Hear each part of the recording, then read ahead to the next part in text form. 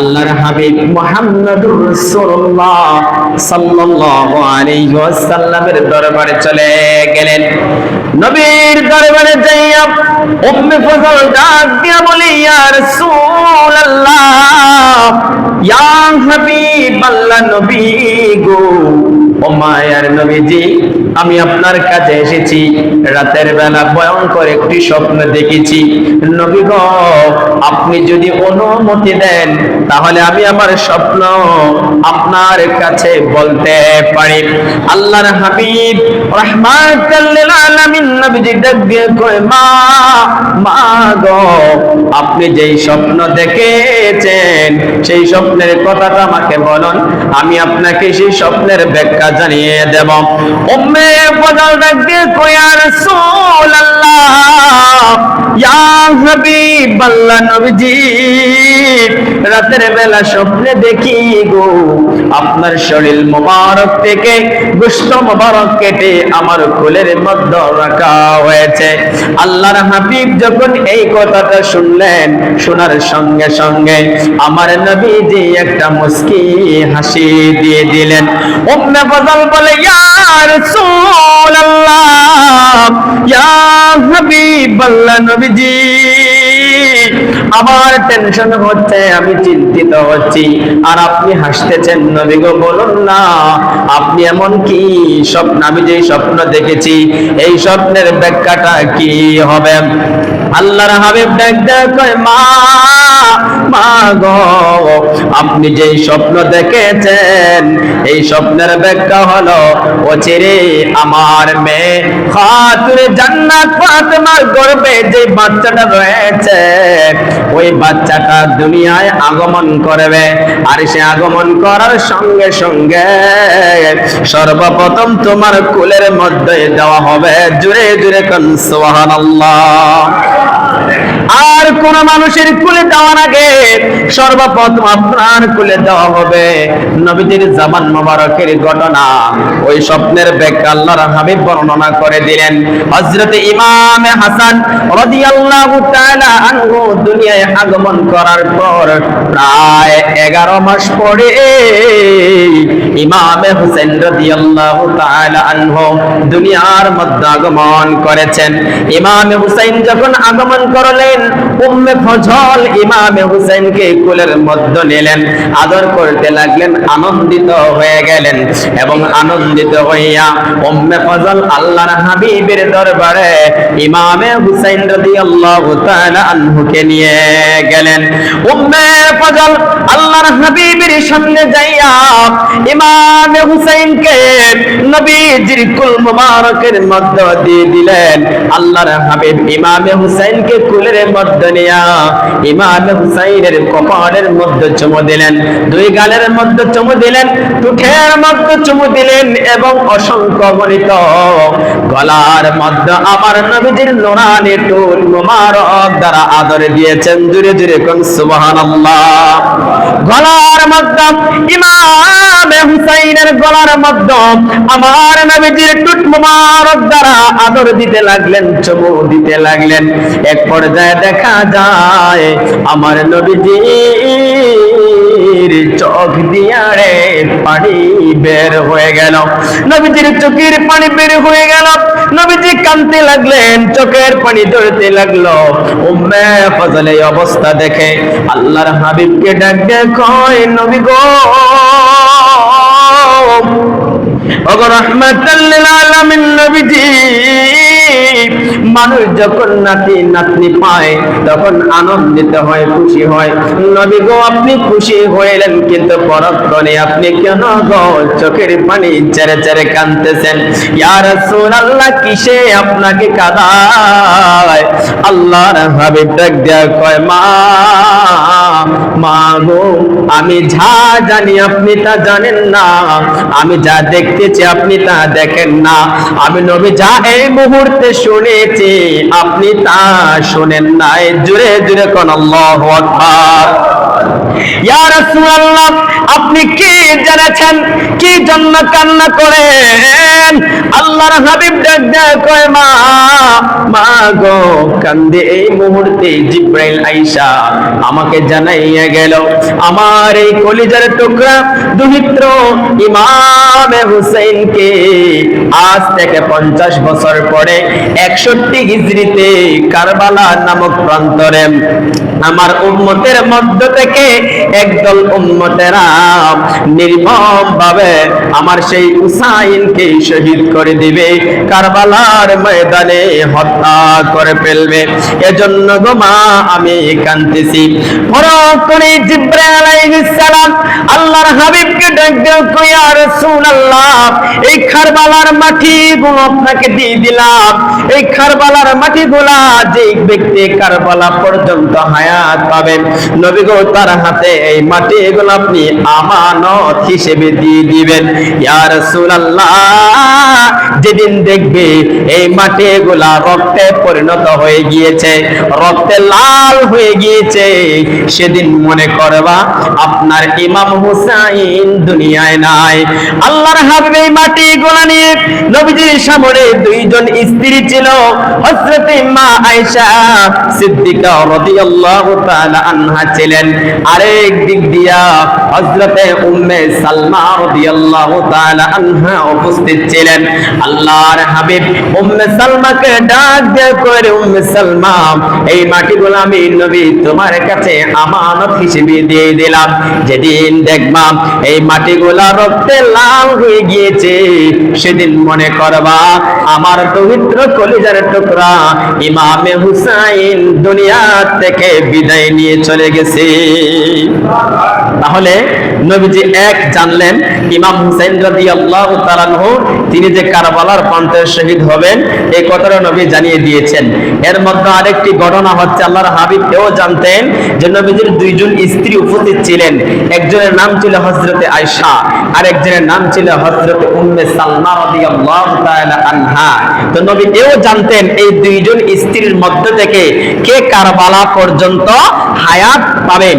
আল্লাহর হাবিব যখন এই মাটিগুলা উম্মে সালমার হাতে দিয়ে দিয়েছেন, হযরতে আয়েশা সিদ্দিকা রাদিয়াল্লাহু তাআলা আনহার চেহারাটা মলিন হয়ে গেল। ওনার চেহারাটা মলিন হয়ে যাওয়ার পরে আমার নবী যখন দেখলেন আয়েশার চেহারাটা মলিন, নবী জিজ্ঞাসা করে, আয়েশা রে, তোমার চেহারাটা কি জন্য মলিন হয়েছে? আয়েশা বলে, ইয়া রাসূলুল্লাহ, ইয়া হাবিবাল্লাহ, আপনি তো আমাকে সবচেয়ে বেশি মহব্বত করতেন, নবী গো, কিন্তু মাটিগুলো আমার হাতে দিলেন না, উম্মে সালমার হাতের মধ্যে দিয়ে দিলেন।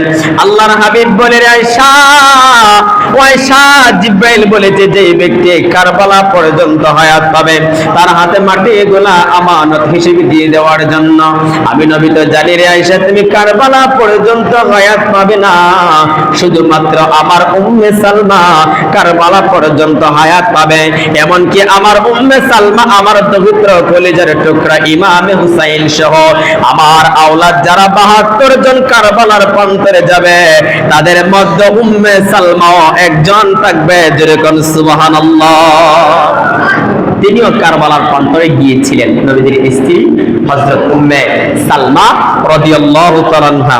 লম্বা ঘটনা।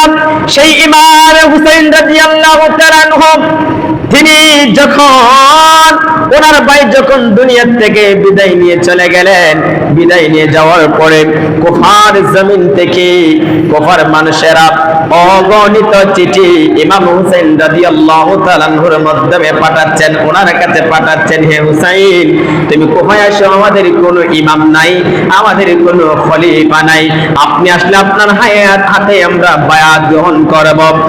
কোন মতে এসেছে 53টা চিঠি ইমামে হুসাইন পেয়েছেন, আবার কোন রওয়ায়াতে এসেছে 150টা চিঠি ইমামে হুসাইন রাদিয়াল্লাহু তাআলা আনহু পেয়েছেন।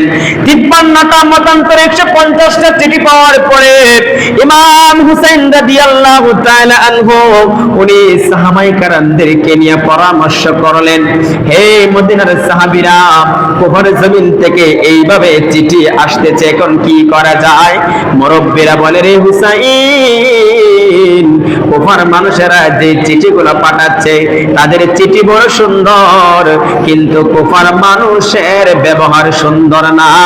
আমরা বলবো আপনি যায়েন না, আপনার পক্ষ থেকে একজন প্রতিনিধি পাঠিয়ে দেন। এবার ইমাম হুসাইন রাদিয়াল্লাহু তাআলা আনহুর পক্ষ থেকে ওনার চাচাতো ভাই মুসলিম বিন আকিল রাদিয়াল্লাহু তাআলা আনহুকে পাঠিয়ে দিলেন। মুসলিম বিন আকিল ওনার দুইজন এতিম সন্তান মুহাম্মদ ও ইব্রাহিমকে নিয়ে কুফার ময়দানে রওনা দিয়ে দিলেন। যে মাত্র ইমাম মুসলিম বিন আকিল রাদিয়াল্লাহু তাআলা আনহু কুফার মধ্যে গেলেন, যাওয়ার সঙ্গে সঙ্গে এক সপ্তাহের ভিতরে প্রায় কুফার 12,000 মানুষ ইমাম হুসাইন রাদিয়াল্লাহু তাআলা আনহুর নামের উপরে মুসলিম বিন আকিলের হাতে বায়াত গ্রহণ করে ফেলেছে। এক সপ্তাহের ভিতরে 12,000 মানুষ যখন বায়াত গ্রহণ করে ফেলেছে, মুসলিম বিন আকিল তিনি তো আনন্দিত খুশি। তাদের আচার আচরণ খুবই ভালো, তাদের ব্যবহারও ভালো। এমনকি ইমাম মুসলিম বিন আকিলকে এমন ভাবে মানুষ আপ্যায়ন করাচ্ছে, দাওয়াত খাওয়াচ্ছে, একবারে সিরিয়াল লেগে গেছে, একবারে সিরিয়াল লেগে গিয়েছে। এই অবস্থা যখন দেখলেন ইমাম মুসলিম বিন আকিল রাদিয়াল্লাহু তাআলা আনহু তিনি ততক্ষণে একটা চিঠি লিখলেন, হে হুসাইন, আপনাকে না দেখে আপনার নামের উপরে এই কুফর মানুষেরা প্রায় 12,000 মানুষ বায়াত গ্রহণ করে ফেলেছে। আপনি অচিরে আসুন, আপনার অপেক্ষায় তারা রয়েছে। তাদের আচার আচরণ ব্যবহার খুবই ভালো, আমি তাদের ব্যবহারে সন্তুষ্ট, আপনি নির্ভয়ে আসতে পারেন। যেই মাত্র মুসলিম বিন আকিল রাদিয়াল্লাহু তাআলা আনহু তিনি চিঠি মদিনার উদ্দেশ্যে পাঠিয়ে দিলেন, আর এদিক দিয়ে যে মুসলিম বিন আকিলের হাতে ইমাম হুসাইনের নামের উপরে প্রায় 12,000 মানুষ বায়াত গ্রহণ করে ফেলেছে, এই সংবাদটা এজিদের কাছে পৌঁছে গেল। এজিদ উবাইদুল্লাহ ইবনে জিয়াদকে ওই কুফার গভর্নর বানিয়ে পাঠিয়ে দিল। উবাইদুল্লাহ ইবনে জিয়াদ কুফা আসার সঙ্গে সঙ্গে ওই কুফার যত বড় বড় নেতা ছিল, যত বড় বড় লিডার ছিল, যত বড় বড় প্রভাবশালী মানুষ ছিল, তাদেরকে বন্দী করে গভর্নর হাউজের ভিতরে বন্দী করে ফেলেছে এবং ঘোষণা করে দিয়েছে, কুফার অলি গলিতে জানিয়ে দিয়েছে, আজকের পর থেকে যারা মুসলিম বিন আকিলের হাতে ইমাম হুসাইনের নামের উপরে বায়াত গ্রহণ করবে তাদের শরীর থেকে মাথাটাকে আলাদা করা ফেলা হবে এবং তোমাদের যে আত্মীয় স্বজন নেতা কর্মীদেরকে গ্রেফতার করা হয়েছে তাদেরকেও ফাঁসির কাস্টে ঝুলিয়ে হত্যা করা হবে। তোমরা যারা বায়াত গ্রহণ করেছ তাড়াতাড়ি করে এই দল ত্যাগ করে, উবাইদুল্লাহ ইবনে জিয়াদ বলতেছে, এই দল ত্যাগ করে আমাদের দলে চলে আসো। যদি ইমাম হুসাইনের দল ত্যাগ না করো রে, তাহলে তোমাদের নেতা কর্মীদেরকে মেরে ফেলবো। এইভাবে যখন ভয় দেখানো হলো, কুফার মানুষেরা ভয়ে আতঙ্কিত হইয়া মুসলিম বিন আকিলের সঙ্গে যে 12,000 মানুষ ছিল, প্রায় 11,500 মানুষ ওই কুফার ময়দানের মানুষেরা মুসলিম বিন আকিলের পিছন ছেড়ে দিল, উবাইদুল্লাহ ইবনে জিয়াদের সঙ্গী হয়ে গেল, তার দলে অন্তর্ভুক্ত হয়ে গেল। ইমাম মুসলিম বিন আকিল প্রায় 500 মানুষ নিয়ে মসজিদে কুফায় তিনি মাগরিবের নামাজ জামাতের সহিত আদায় করেছেন। জামাতের সহিত যখন আদায় করলেন, আদায় করার পরে তিনি যখন ডান দিকে সালাম ফিরালেন, বাম দিকে সালাম ফিরাইয়া দেখে রে যে 500 মানুষ ইমাম মুসলিম বিন আকিলের পিছনে নামাজ পড়েছিল, ওই 500 মানুষও ইমাম মুসলিম বিন আকিলের পিছন থেকে ডান দিক দিয়ে সালাম ফিরানোর সঙ্গে সঙ্গে বাম দিক দিয়ে সালাম ফিরানোর আগ মুহূর্তেই তারা চলিয়া গেল। ইমাম মুসলিম বিন আকিল একা হয়ে গেলেন এবং উবাইদুল্লাহ ইবনে জিয়াদ আইন জারি করে দিয়েছে, ঘোষণা করে দিয়েছে, এই কুফার মানুষেরা মুসলিম বিন আকিলের জন্য খানাপিনা বন্ধ, আজকের পরে থেকে তাকে এক ফোঁটা পানিও দেওয়া যাবে না, এক ফোঁটা খাবারও দেওয়া যাবে না, কোনো খাবার দেওয়া যাবে না, কোনো পানি দেওয়া যাবে না। যারা তাকে সাহায্য করবে তার শরীর থেকে মাথাটাকে আলাদা করে দেওয়া হবে। নবীর আওলাদ, নবীর আহলে বায়াত, নবীর কলিজার টুকরা ইমাম মুসলিম বিন আকিলের জন্য পানি বন্ধ করে দেওয়া হলো, খাবার বন্ধ করে দেওয়া হলো। আজ থেকে একদিন আগেও যারা, কিছুক্ষণ আগেও যারা মুসলিম বিন আকিলকে আপ্যায়ন করিয়েছে, খাবার খাওয়াইছে, কুফার ময়দানের প্রত্যেকটা দরজা ইমাম মুসলিম বিন আকিলের দরজা, মুসলিম বিন আকিলের জন্য খোলা ছিল। কিন্তু মাগরিবের পর পরে ইমাম মুসলিম বিন আকিলের জন্য কুফার প্রত্যেকটা দরজা বন্ধ হয়ে গেল। ইমাম মুসলিম বিন আকিল রাদিয়াল্লাহু তাআলা আনহু কুফার অলি গলিতে দৌড়াদৌড়ি করে, যে দরজায় যায় ওই দরজাটাই বন্ধ করে দেয়। হতাশ হয়ে গেলেন, হায় রে কি করেছি কি করেছি। ইমাম হুসাইন তো চিঠি পেয়ে কুফায় চলে আসবে, এই মানুষ তো বড় নিষ্ঠুর, ইমাম হুসাইনকে বাঁচতে দেবে না। তিনি দৌড়াদৌড়ি করে, পিপাসা লেগে গিয়েছে, প্রচন্ড খিদা লেগে গিয়েছে, পিপাসার জন্য পানি পানি বলে চিৎকার করে এক দরজা থেকে আরেক দরজায় যায়, কিন্তু কোন মানুষের মনে মায়া লাগে না, মুসলিম বিন আকিলকে এক ফোঁটা পানি দিতে চায় না। এক পর্যায়ে ওই ইয়াজিদ সৈন্যরা মুসলিম বিন আকিলের সঙ্গে যুদ্ধ আরম্ভ করে দিয়েছে। তিনি একা একা মানুষ, কিন্তু আওলাদে রাসূল ঈমানে পাওয়ার রয়েছে, তাদের সঙ্গে তিনি যুদ্ধ আরম্ভ করে দিলেন। যুদ্ধ করতে করতে ইয়াজিদ বাহিনীদেরকে তিনি কচুরি নিয়ে কাটতে আরম্ভ করে দিলেন। কিন্তু তিনি পিপাসিত হয়ে জমিনের মধ্যে পড়ে গেলেন। পানি পানি বলে চিৎকার করে একটা বৃদ্ধা মহিলা নবীদের আওলাদের জন্য মায়া লেগে গেল, ঘর থেকে পানি নিয়ে আসলেন, একটা গ্লাস পানি মুসলিম বিন আকিলের হাতের মধ্যে দিলেন। ইমাম মুসলিম বিন আকিল যখন পানিটা মুখের কাছে নিলেন, দূর থেকে ওই এজিদ সৈন্যরা, নিষ্ঠুর জালেমেরা মুসলিম বিন আকিলকে লক্ষ্য করে এমন জোরে পাথর মেরেছে, পাথরটা সঙ্গে সঙ্গে ওনার ঠোঁট মুবারকের মধ্যে লেগে যায়। ঠোঁট মুবারকে লেগে দাঁত গুলো ভেঙে গ্লাসের মধ্যে পড়ে যায়, সমস্ত পানিগুলা রক্তে লাল হয়ে যায়। জোরে জোরে কোন আল্লাহু আকবার। ইমাম মুসলিম বিন আকিল পানি পান করতে পারলেন না, তিনি আবার যুদ্ধ করলেন, কিন্তু তিনি দুর্বল হয়ে যাওয়ার পরে ওই এজিদ বাহিনীরা ওনাকে গ্রেফতার করে ফেলল। গভর্নর হাউদের চাঁদের উপরে নিয়ে গেল। গরু যেমনি ভাবে জবাই করে রে মুসলিম বিন আকিল রাদিয়াল্লাহু তাআলা আনহুকে ওই কুফার মানুষেরা তেমনি ভাবে জবাই করে দিয়েছে। মুসলিম বিন আকিল দুনিয়া থেকে বিদায় নিয়ে চলে গেলেন। এদিক দিয়ে ওনার দুজন এতিম সন্তান ছিল, এতিম সন্তানেরা ওনারা যখন শুনতে পেল ওনাদের বাবাকে মেরে ফেলা হয়েছে, মদিনার রাস্তা খুঁজে দৌড়াদৌড়ি করে, দিনের বেলা হলে লুকিয়ে থাকে, রাত হলে মদিনার সন্ধান খুঁজে, মদিনার রাস্তার সন্ধান খুঁজে, এইভাবে তার রাতের বেলা চলাফেরা করতে করতে করতে করতে ক্লান্ত হয়ে যায়, এমনকি পায়ের মধ্যে টোসা পড়ে যায়, চামড়াগুলি উঠে যায়, রক্ত বের হয়ে যায়। ওই দুই তিন সন্তান একটি বাগানের মধ্যে লুকিয়ে থাকে, ওই বাগানের মধ্যে একজন দাসী সোনাদেরকে নিয়ে যায়, সুন্দর করে গোসল করে ঘুম পাড়ায় রাখে। কিন্তু ওই বাড়ির মালিক ছিল হারেস ওবাইদুল্লাহ ইবনে জিয়াদ ঘোষণা করে দিয়েছে, মুসলিম বিন আকিলের দুইজন সন্তানকে যদি ধরে দেওয়া হয় তাহলে 1000 স্বর্ণ মুদ্রা তাকে পুরস্কার দেওয়া হবে। ওই পুরস্কারের আশায় ওই হারেস ওই সন্তানদেরকে খুঁজতে খুঁজতে সারাদিন ঘোড়া দৌড়াইতে দৌড়াইতে সন্তানদেরকে পায় না, এমনকি তার ঘোড়া পর্যন্ত মরিয়া গেল। সন্ধ্যার পরে বাড়িতে আসলো, খাবার খেয়ে যখন ঘুমিয়ে যাবে হঠাৎ করে শুনতে পায় ঘরের ভিতরে কান্নার আওয়াজ শোনা যায়। সেই মাত্র তার ঘরে খোঁজ নিল, নেওয়ার পরে দেখে রে মুসলিম বিন আকিলের দুই সন্তান তার ঘরের মধ্যে রয়েছে। ওই দুই সন্তানকে নিয়ে ফোরাত নদীর কিনারে নিয়ে শরীর থেকে মাথাটাকে খণ্ডিত করে দুইটা মাথা নিয়ে উবাইদুল্লাহ ইবনে জিয়াদের কাছে চলে যায়।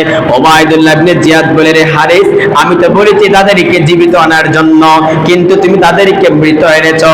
আমাকে যদি জিজ্ঞাসা করে আমি তাদেরকে জীবিত চেয়েছিলাম, তুমি তাদেরকে মৃত আনলে, আমি তো কোনো জবাব দিতে পারবো না। তোমার শাস্তি হিসেবে তাকে মৃত্যুদণ্ড দেওয়া হলো। হারিস দুনিয়া থেকে বিদায় নিয়ে চলে গেল। এদিক দিয়ে ইমামে হুসাইন রাদিয়াল্লাহু তাআলা আনহু 72 জনের একটা কাফেলা নিয়া, ছেলে মেয়ে এবং নারী পুরুষ মিলাইয়া 72 জনের একটা কাফেলা নিয়া আল্লাহর হাবিব মুহাম্মদ সাল্লাল্লাহু আলাইহি ওয়াসাল্লামের রওজা মুবারকের সামনে আসিয়া সে সালামটা দিয়া নবীজির কাছ থেকে বিদায় নিয়ে কুফার ময়দানের দিকে রওনা দিয়ে দিল। যেতে যেতে ইমামে হুসাইন তিনি কুফার ময়দানে না গিয়া তিনি একটা মাঠের মধ্যে ময়দানে চলে গেলেন, যে ময়দানটা হচ্ছে কারবালার ময়দান। ওই কারবালার ময়দানে যাওয়ার পরে ইমামে হুসাইন রাদিয়াল্লাহু তাআলা আনহু সঙ্গী সাথীদেরকে ডাক দিয়া বলে, আমার সাথীরা এখানে আমরা বিশ্রাম করব, তাবু টাঙ্গাও। যখন তাবু টাঙ্গানোর জন্য গাছের ডালে কোপ দেওয়া হয়, গাছের ডাল থেকে রক্ত বের হয়, যখন জমিনের মধ্যে আঘাত করা হয় জমিনের ভিতর থেকে রক্ত বের হয়, ঘোড়ার পায়ের ভিতর থেকে রক্ত বের হয়, পাথর আলগালে পাথরের ভিতর থেকে রক্ত বের হয়। এই দৃশ্য দেখে শহর বানু ডাক দিয়ে কয়, স্বামী রে ও স্বামী, এই ময়দানটা বড় ভয়ঙ্কর ময়দান, আমার বড় ভয় হচ্ছে রে স্বামী, চলো না চলো না এখান থেকে আমরা ফিরে চলে যাই। ইমাম হুসাইন রাদিয়াল্লাহু তাআলা আনহু ডাক দিয়ে কয়, বিবি রে যাওয়া যাবে না, যাওয়া যাবে না। আজ থেকে 50 বছর আগে আমার নানা বলেছিল আমি যেই জায়গায় শহীদ হব ওই জায়গার গাছের ডালে কোপ দিলে রক্ত বের হবে, জমিন থেকে রক্ত বের হবে, পাথর আলগালে রক্ত বের হবে। বিবিরে এইখান থেকে যাওয়া যাবে না, এই ময়দানটা হচ্ছে, এই জায়গাটা হচ্ছে আমি হুসাইনের শাহাদাতের সেন্টার। জোরে বলো আল্লাহু আকবার। ইমাম হুসাইন রাদিয়াল্লাহু তাআলা আনহু 72 জনের কাফেলা নিয়ে যখন ওই ময়দানের মধ্যে তাবু টাঙ্গালেন, এজিদ যখন শুনতে পেল ইমাম হুসাইন এসেছেন, ওবাইদুল্লাহ ইবনে জিয়াদকে কবর দেওয়া হলো। প্রায় 22,000 সৈন্য বাহিনী নিয়ে ওই কারবালার প্রান্তের ওবাইদুল্লাহ ইবনে জিয়াদ এসেছে। আওলাদ রাসূল মাত্র 72 জন, ওদিক দিয়া এজিদ বাহিনী 22,000, সারাটা ফোরাত নদী ঘেরাও দেওয়া হলো এবং জানিয়ে দেওয়া হলো এই নদী থেকে নবীর আওলাদ, নবীর বংশের মানুষেরা এক ফোঁটা পানিও যাতে না নিতে পারে। ইমাম হুসাইন রাদিয়াল্লাহু তাআলা আনহু যখন কারবালার ময়দানে অবস্থান করলেন, দিন যায় রাত যায়, যেতে যেতে হঠাৎ করে ওনাদের সঙ্গে যে কাবার পানি ছিল সব কিছু শেষ হয়ে যায়। নয় মুহররম দিবাগত রাত, আগামীকাল 10ই মুহররম, ইমাম হুসাইন রাদিয়াল্লাহু তাআলা আনহু ওনার সফর সঙ্গীদেরকে ডাক দিয়া বলি, আমার সাথীরা ওই যে এজিদ বাহিনীর সঙ্গে আমার শত্রুতা রয়েছে, তাদের সঙ্গে আমার সমস্যা রয়েছে। তোমরা তো কোনো অপরাধ করো নাই, কোনো অন্যায় করো নাই, তোমরা এই ময়দান ত্যাগ করো, যে যেদিক দিয়া পারো মদিনার রাস্তা সন্ধান করো। কিন্তু 72 জনের মধ্য থেকে একজন ইমাম হুসাইন রাদিয়াল্লাহু তাআলা আনহুকে ছেড়ে গেলেন না। ইমাম হুসাইন রাদিয়াল্লাহু তাআলা আনহু রাতের বেলা ঘুমিয়ে গেলেন, ওনার স্ত্রী শহর বানু ইমাম হুসাইন রাদিয়াল্লাহু তাআলা আনহুর পাশেই ঘুমিয়ে গেলেন। কিন্তু ঘুমিয়ে যাওয়ার পরে শহর বানু স্বপ্নে দেখে রে ওই কারবালার ময়দানে বৃদ্ধ একজন মহিলা, আসমানের পূর্ণিমার চাঁদের চাইতে সুন্দর একজন মহিলা কারবালার ময়দানটা জারো দিচ্ছে। শহর বানু ডাক দিয়া কয়, কে গো এই কারবালার ময়দানটা আপনি জারো দিচ্ছেন কেন গো, এই কারবালার ময়দান আপনি জারো দিচ্ছেন? উনি ডাক দিয়া কয়, শহর বানু রে তুমি কি আমাকে চিনতে পারো নাই? আমি ইমাম হুসাইনের মা খাতুনে জান্নাত ফাতেমা। জুরে জুরে কোন সুবহানাল্লাহ। শহর বানু ডাক দিয়া কয়, মা মা কেন গো কারবালার ময়দানটা জারো দিচ্ছেন? ফাতেমা ডাক দিয়ে কয়, রে শহর বানু তুমি কি জানো না আগামী কাল শুক্রবার 10ই মুহররম জুমার দিন, জুমার নামাজের পরে আমার কলেজার টুকরা ইমাম হুসাইনকে এই জায়গার মধ্যে বেঈমানেরা মর্মান্তিক ভাবে শহীদ করে দিবে, নির্মম ভাবে শহীদ করে দিবে, গলার মধ্যে ছুরি লাগিয়ে দিবে। আমার হুসাইন এই কারবালার ময়দানে গোড়াগুড়ি করবে রে শহর বানো, আমার সন্তানের শরীরের তলে, পিঠের তলে যখন কারবালার পাথরগুলি পড়বে, কষ্ট লাগবে, কষ্ট পেয়ে যাবে, যাতে কষ্ট না হয় এজন্য আমি ফাতেমা জান্নাত থেকে এসে রে এই কারবালার ময়দানটা ঝাড়ু দিতেছি। এই কথাটা শোনার পরে তিনি যখন দেখলেন পরখ করে ওনার ঘুমটা ভেঙে গেল, তিনি ইমামে হুসাইন রাদিয়াল্লাহু তাআলা আনহুর চেহারা মুবারকের দিকে তাকাইয়া চোখের পানি চেরে চেরে কান্দে আর আল্লাহর কাছে দোয়া করে, আল্লাহ আগামী কালকে আমার স্বামী দুনিয়ার থেকে বিদায় নিয়ে চলে যাবে, আমি একেবারে বিধবা হয়ে যাব। এবার 10 মুহররম ইমাম হুসাইন রাদিয়াল্লাহু তাআলা আনহু ওনার সঙ্গী সাথী যারা ছিল একের পর এক লম্বা ঘটনা যুদ্ধ করতে করতে শাহাদাত বরণ করে ফেলেছে। শেষ পর্যায়ে ইমাম হুসাইন রাদিয়াল্লাহু তাআলা আনহু তিনি নিজে যুদ্ধের পোশাক পরিধান করলেন। যুদ্ধের পোশাক পরিধান করে ইমাম হুসাইন সবার কাছ থেকে বিদায় নিয়ে তিনি যখন যুদ্ধের ময়দানে চলে যাবে, ওই সময় ওনার সন্তান জয়নাল আবেদিন অসুস্থ মানুষ ছিলেন। জয়নাল আবেদিন ডাক দেয়, কয় বাবা গো, ও বাবা আমি তো এখনো বেঁচে রয়েছি, আপনি আমাকে অনুমতি দেন, আমি আপনার আগে গিয়ে যুদ্ধ করব, আমি আপনার আগে গিয়ে বেঈমানদের সঙ্গে যুদ্ধ করতে চাই। ইমাম হুসাইন ওনার কাছে গেলেন, মাথার মধ্যে হাত বুলিয়ে দিলেন, আদর করলেন আর ডাক দিয়ে কই, জয়নাল আমি আমার নানার বংশের জন্য, আমি আমার বংশের জন্য, নবীর বংশের জন্য তোমাকে রেখে গেলাম, তুমি যুদ্ধের ময়দানে যেতে হবে না, কারণ তোমার মাধ্যমে পৃথিবীতে আমার নানার বংশ, আমার বংশ প্রতিষ্ঠিত হবে। জোরে জোরে কোন সুবহানাল্লাহ। একমাত্র ইমামে হুসাইন রাদিয়াল্লাহু তাআলা আনহু ওই জয়নাল আবেদিনকে রেখে গেলেন যে বাবা তুমি অসুস্থ মানুষ, তুমি থাকো, আমার যুদ্ধের পরে, আমার শাহাদাতের পরে আমার আওলাদ যারা থাকবে তাদেরকে নিয়ে তুমি মদিনায় যাবে। ইমাম হুসাইন রাদিয়াল্লাহু তাআলা আনহু তিনি গেলেন। আপনারা সেই ঘটনা জানেন, তিনি যুদ্ধ করতে করতে এক পর্যায়ে তিনি নিজেও জমিনের মধ্যে পড়ে গেলেন। সীমার এসে ওনার বুকের মধ্যে বসে গেল, তরবারিটা গলার মধ্যে লাগিয়ে দিয়েছে, যতই পোছায় না কেন কিন্তু ইমাম হুসাইন রাদিয়াল্লাহু তাআলা আনহুর গলা মোবারক কাটে না, কাটে না, পশম পর্যন্ত কাটে না। ইমাম হুসাইন বলে, রে সীমার তুমি যতই কাটো না কেন, যতই পোছাও না কেন, এদিক দিয়া আমাকে কাটতে পারবে না, কারণ এই দিক দিয়া আমার নানা ওনার নুরানের টুট মোবারক দ্বারা অসংখ্য অগণিতবার চুমু দিয়েছে। আল্লাহর হাবিবের টুট মোবারক যেই জায়গায় লেগেছে ওই জায়গা পৃথিবীর কোন জিনিসই কাটতে পারবে না। ইমাম হুসাইন রাদিয়াল্লাহু তাআলা আনহু সীমারকে ডাক দিয়ে বলে, সীমার রে তুমি আমাকে 2টা রাকাত নামাজ পড়ার সময় দাও। এবার ওনাকে 2টা রাকাত নামাজ পড়ার সুযোগ দেওয়া হলো। ইমাম হুসাইন রাদিয়াল্লাহু তাআলা আনহু তিনি 2টা রাকাত নামাজ পড়লেন। অন্যান্য সময় ইমাম হুসাইন যেইভাবে তিনি রুকু সাজদা করতেন, দেরি করে নামাজ আদায় করতেন, কিন্তু অন্য দিনের তুলনায় ইমাম হুসাইন রাদিয়াল্লাহু তাআলা ওই দিন 2 রাকাত নামাজ তাড়াতাড়ি করে আদায় করে নিলেন। ওই এজিদ বাহিনী সীমা ডাক দিয়ে কয়, ও হুসাইন কেন রে, মৃত্যুর ভয়ে কি তুমি তাড়াতাড়ি নামাজটাকে সেরে ফেলেছ? ইমাম হুসাইন বলে, না না, আমি মৃত্যুর ভয়ে তাড়াতাড়ি নামাজটা ছাড়ি নাই, নামাজটা সারি নাই।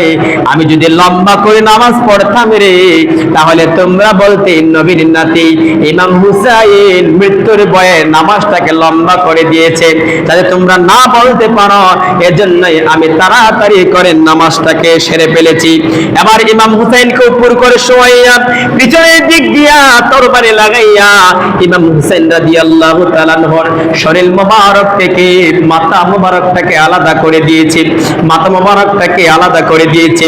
বল্লমের আগায় গেছে তার উপরের দিক দিয়া ইমাম হুসাইন রাদিয়াল্লাহু তাআলা আনহুর মাথা মোবারককে উঠাইয়া তারা কারবালার ময়দানে জুলুস করেছে। এবং ওনার যে বটি মোবারক ছিল কারবালার প্রান্তরে, ঘোড়া ওই বটির উপর দিয়া তারা দৌড়িয়েছে এবং ঘোড়ার পায়ের আঘাতে ইমাম হুসাইন রাদিয়াল্লাহু তাআলা আনহুর শরীর মোবারক টুকরো টুকরো হয়ে গিয়েছে, গোশত টুকরো টুকরো হয়ে গিয়েছে।